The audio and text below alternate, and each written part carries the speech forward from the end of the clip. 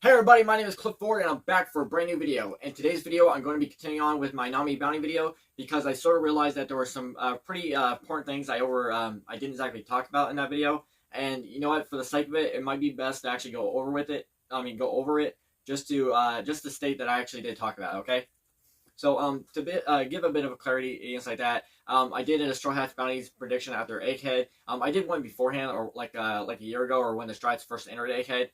But with them basically Egghead sort of like wrapping up. Well, it's not immediately wrapping up. We don't know how much farther it's going to go, but it does seem like we're getting close to when the Strides are going to be leaving. And I basically suggested that I could see the lower Straw Hats basically getting a 300 increase, much like how they did in Wano. Okay.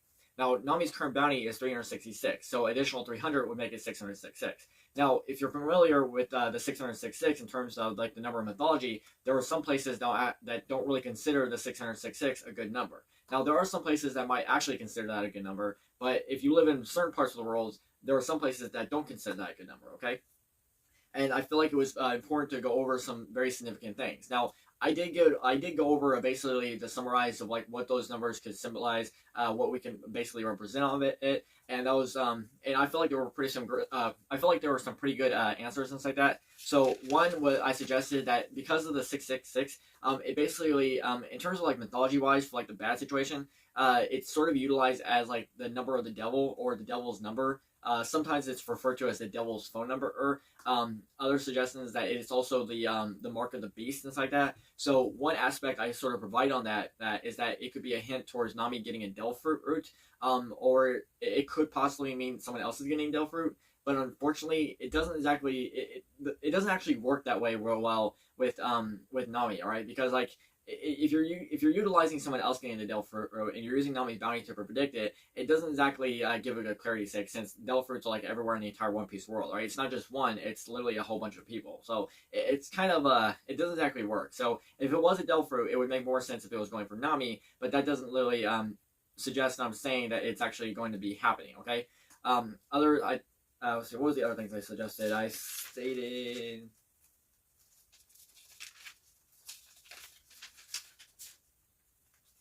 Okay. Other things I suggested was the will D. It could be possible that Nami is going to be a D. This is most likely. This is most obvious for the fact that it was basically stated that those who carry the name D are seen as the enemies of gods. The gods basically being the celestial dragons, and the opposite of God would be the devil himself. Right. So that's one possibility. I did suggest Emu, and because of who he is and his status and like that, it does seem possible that he's basically some kind of false god who is basically a devil in disguise. And it's actually because of him that there was more aspect of it that I should have mentioned, that anyone who's actually seen the video is probably thinking is like, there's probably something very important that you overlooked on that video that could have been very important to discuss. But before I do that, there's one small thing I'm going to go over first. That was another possibility that I did forget to mention. All right. Now, because I'm going over this number 666, there is another aspect I should have mentioned. It could focus on death itself. Right. Now, when we're focusing on things like hell, the underworld, or anything like that, or even the leaders themselves, it doesn't necessarily have to symbolize death. All right. It doesn't necessarily mean it has to symbolize that. However, usually in terms of like how you might respond to it, or how you might suggest it, death could be a possibility of that maybe the 666 could symbolize death. Now, me personally, I do not want Nami to die. All right, like I want her to be able to live up to like the good old age of like 70 or longer, or that when Oda did the SBS where he drew the Straw Hats, like 10, 20, or 30 years later, I want to be able to see Nami toward to the end point of that. All right, I want to be able to see her at the end point. So that's why I'm hoping that it's not the death situation, but it is something that I shouldn't necessarily mention. All right, but we also have to keep in mind here that just because like certain bounties are kind of like wordplays or puns, they don't necessarily have to suggest something that could actually happen in the future. It could be a reference to something that is currently going on now, or it could just reference something that happened beforehand. It was just a nice callback to it. Right, like some bounties actually just go over the person's name. But that's all suggesting. All right, it's all suggesting, and we just have to wait to know for sure what else it could be. Okay, all right. So let's go over the other aspect of it that I should have actually gone over, but I didn't do it. Okay, it has something to do with the emu ones. All right, all right, all right. So here's the first thing to actually go over. So when you basically do research on these 666 number in terms of like the Christian mythology and stuff like that, with like the mark of the beast, there is something very significant here. It's like that. So one aspect I want to go over is actually Emperor Nero. Okay, matter of fact, Emperor Nero is actually suggested that Emu himself might take a little bit inspiration from Nero himself. Okay, because Emu's full name is Nerona Emu. All right, Nerona Emu. Literally, the first 4 letters of Nerona has the name Nero. Okay, Emperor Nero was the Roman emperor and the final emperor of the Julio-Claudian dynasty, reigning from AD 54 until his death in AD 68. Now, Nero is basically, it's stated that Nero is known as one of Rome's most infamous rulers and notorious for his cruelty and debauchery, right? Now, why am I bringing this up, okay? Well, what I didn't actually, when I was actually just looking over the Mark of the Beast and stuff like that, I was only going over the first section of it, and I wasn't really going over other things that the 606 could actually represent so much. But basically, to sum it up, it's basically theorized that Nero's name, when translated into numbers, is 666, but can also translate into 616. Okay, so in Hebrew, his name would be Neron Quasar, or which would be 666, and in Latin, it's basically the same thing, except you remove the second n, which makes it 616. Okay.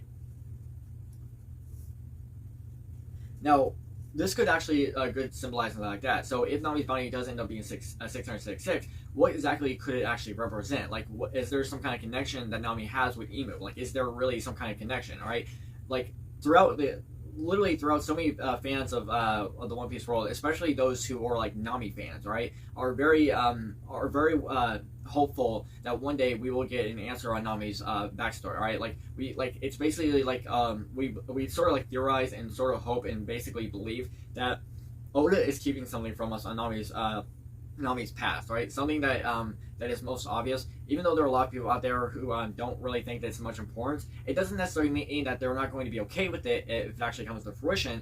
It's just that the difference here lies in that some people just don't see it as such a big deal and will just accept it, even if it takes place. But then you also have the other part of that category, which is the people who do sort of theorize that something else can happen, but is also but can also be very upset if it doesn't actually come into fruition. All right, so it's just how one might argue and how one might see it to contain. All right. So. But here's some other important things that I feel like could be very important, right? So when basically when you do some research on the Mark of the Beast like that, and you basically look it up and like that, there are some very significant things that are actually happening in Egghead that sort of reference the beast itself. Like when you're sort of like looking up the beast itself in terms of representing and like that, like what it represents or what it looks like, you might notice that there's some current things in Egghead that sort of point to it. Right now, this might be different in terms of like authorship or like how it is written in new ages and new times. But from what I was getting on the most current animals, from what I can understand, and is basically certain characters that are in Egghead right now. Okay, so to basically sum it up in terms of like description, and it was a leopard. Rob Lucci has the leopard model cat fruit with the feet of a bear.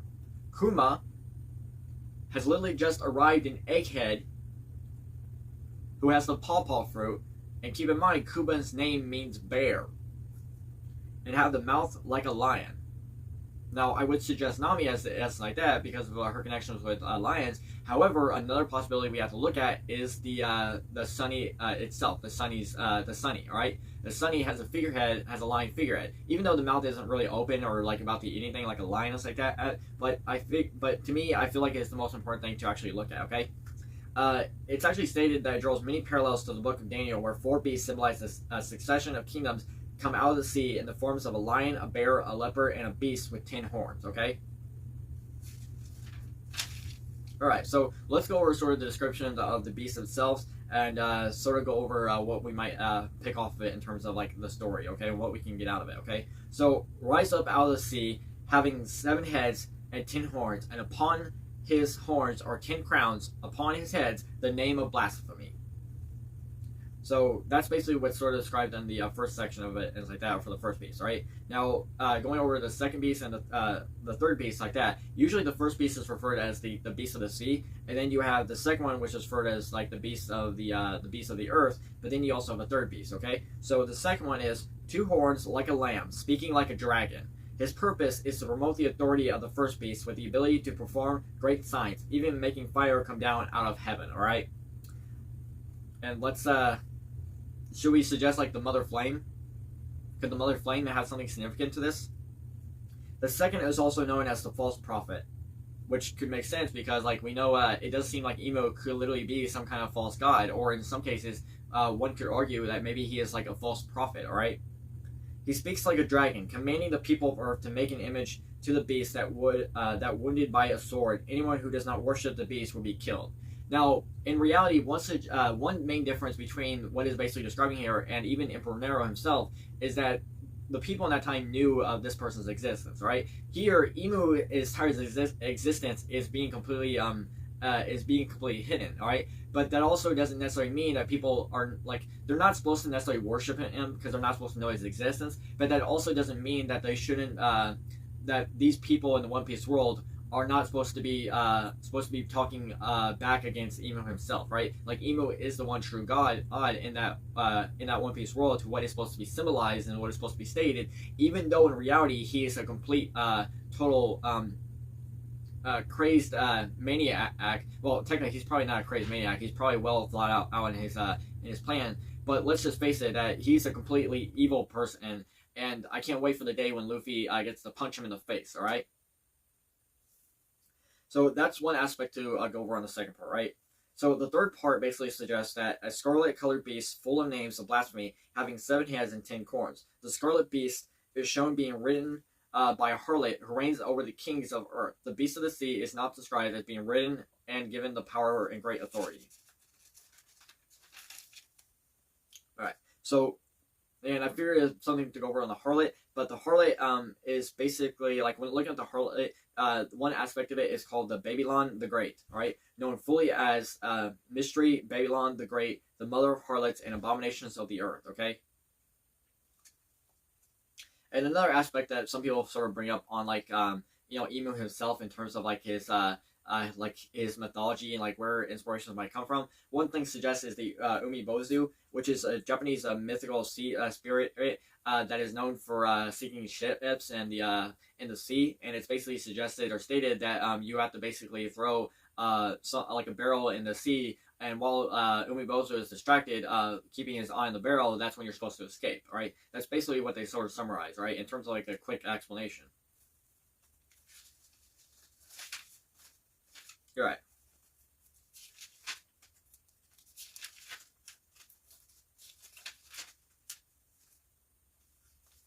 All right, so I think that's all in that part, but there's something else I want to go over. Okay, all right. So first off is this. Okay, so during the Jump Fest that basically occurred, Oda basically left a message for us and like that on what we can expect to happen in the future of the One Piece arc and like that, and what we could expect to see coming forward. All right, and this is basically like different translations actually sort of translate these things a little bit differently, but I just went with the translation that I found, and I'm just going to go off of it because there are some very significant things that I want to point out that I think can point to Nami when you basically break it down in terms of like explanations. Okay, all right. So, of course, that doesn't mean I'll be sitting on my hands when it comes to the manga. So many characters went through some significant challenges this year. Their world can be a truly terrifying place. If Luffy and crew manage to make it out of Egghead safe and sound, do you think they might go to that island? I mean, I thought up of a route for them that doesn't involve it, but I'm not sure I could stop Luffy even if I wanted to. If they do go, that means there's going to be no holds barreled struggle to obtain that thing. And last but not least, that long-awaited clash between that person and that other person just might have an unexpected outcome. All right. So what's some significant things that I want to point out here or not? All right. Well, first of all, one key aspect that we can look at is basically the part right here, where Oda's basically saying like all right, so we know that it's possible that the Strikes might actually go to Elbap because it is basically like it was given in previous chapter that Vegapunk even mentioned that the next island that the Nami's log post was locked onto was Elbaf, right? And it does seem like their course is heading to Elbaf, but there's always a possibility that they're going to go somewhere else, right? And Oda even clarified, and when he's basically given this statement right here, is that, I mean, I thought of a route for them that doesn't involve it, and I'm not sure I could stop Luffy even if I wanted to, right? This is a good key aspect here, because this is almost like Oda is sort of describing Nami in this moment, right? Nami is the navigator, and it's her duty to basically direct the ship in what direction the captain wants to go, right? And even if Oda is basically saying that he's out of the route, if it doesn't involve them going to Elbaf itself, it doesn't necessarily mean that Oda won't take anything that he's introduced in Egghead that is sort of becoming part of the Elbaf arc. Like, take for instance, right? A lot of people out there think that Robin does need to meet Saul, right? And I do believe that as well. Robin needs to meet Saul again. But if that possibility isn't going to come on Elbaf, then at least make sure that it's somewhere before the story ends, right? But it could be possible that Oda is just going to wait to do that during like an epilogue and stuff like that, and just do it that way. But I feel like most fans would appreciate it if it was actually done sooner rather than later. Okay, I mean, not immediately right now. I mean, right now we're currently in Egghead, and skipping all that and just going to Elbaf just to meet Robin can meet Saul is a little bit of a cop out. Well, not really cop out. Well, I'm sure you know what I'm suggesting. Okay, but it's Nami's position as navigator to basically map out or basically set the path of the Straw Hat Pirates and which way they need to go based upon the captain's decisions and where he wants to go, okay?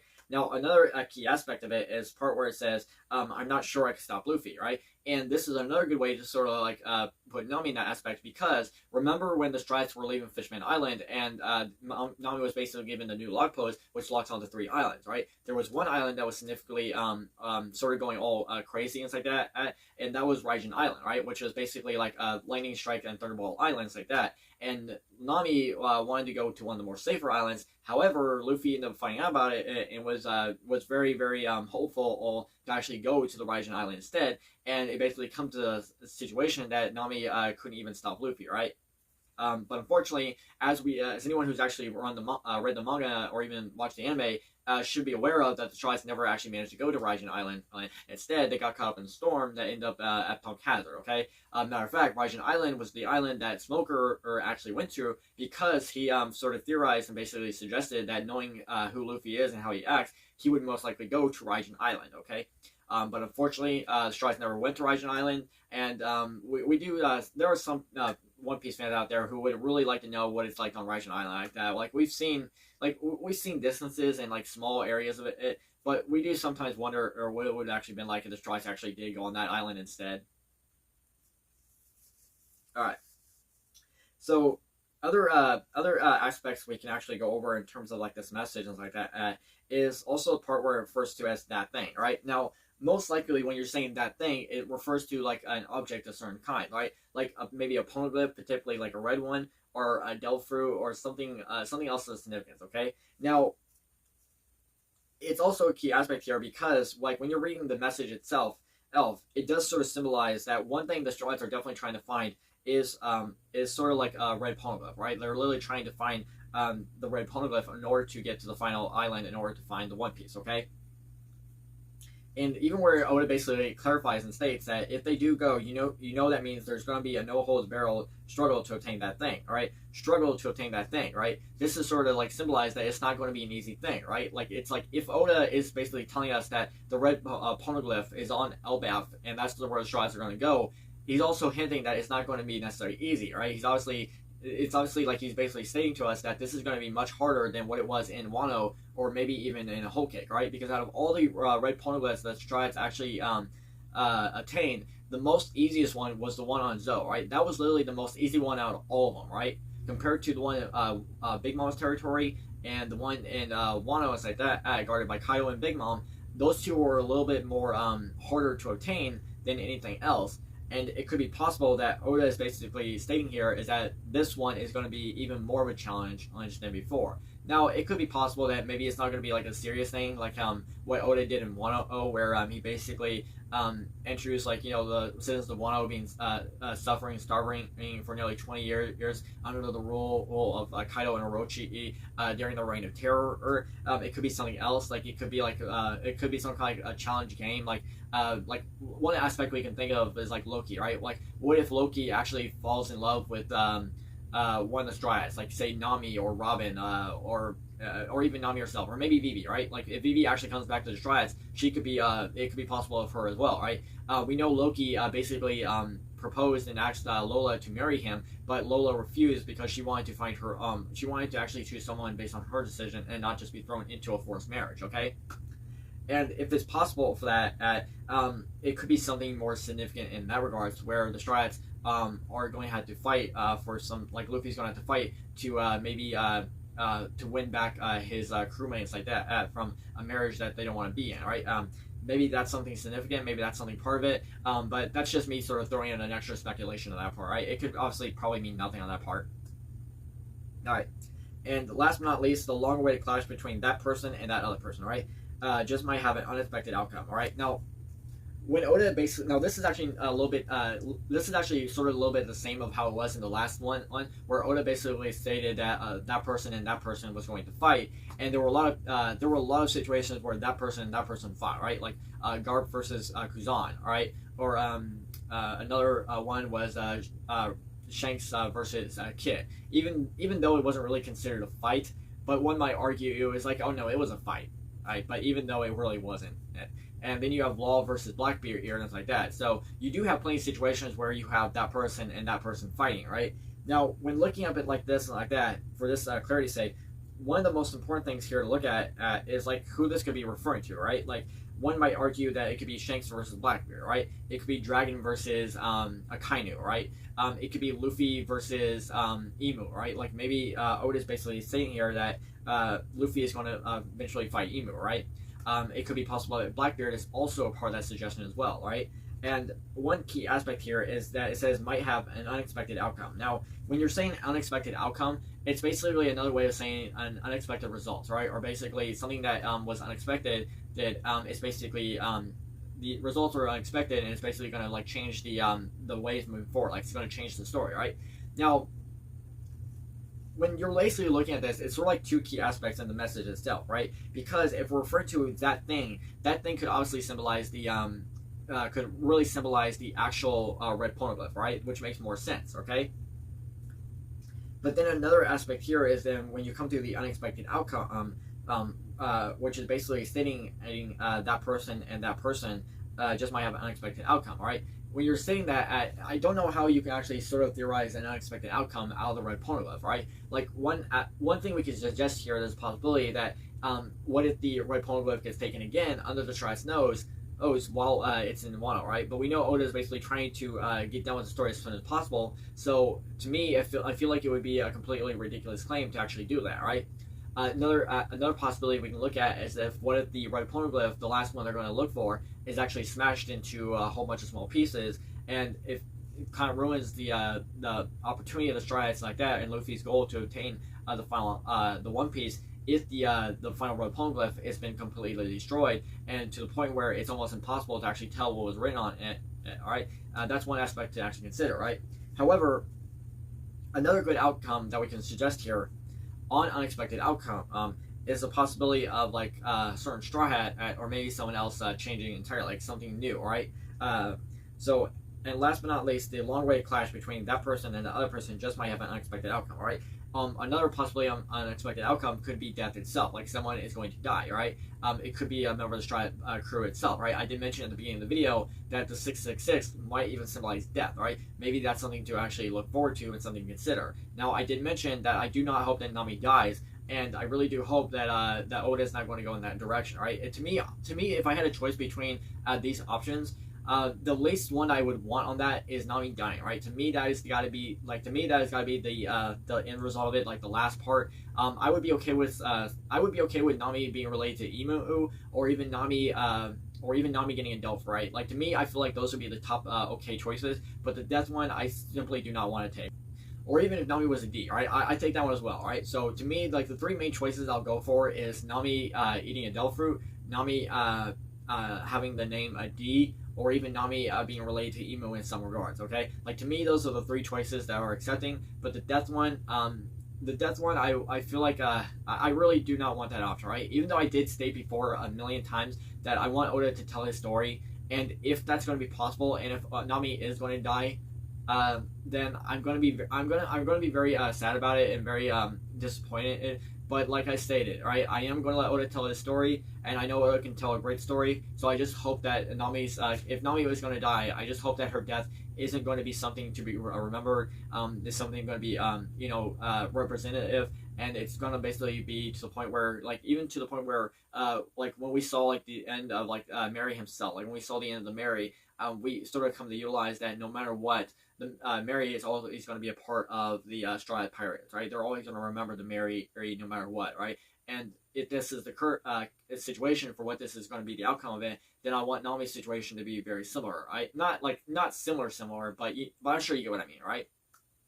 But that's something to actually go over and something to consider. That's all I really have for the videos like that. So hey, thank you so much for joining me for this Nami video and like that. If there's anything that I suggested or anything I had to offer or state in the video and like that, please let me know by leaving a comment down below. All right.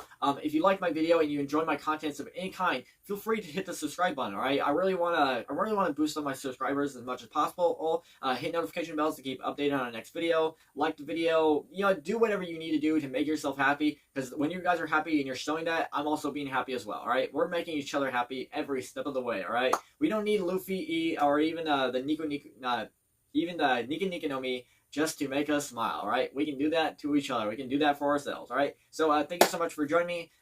Here's one last Nami picture just to end off the video. You all have a good day. Bye now.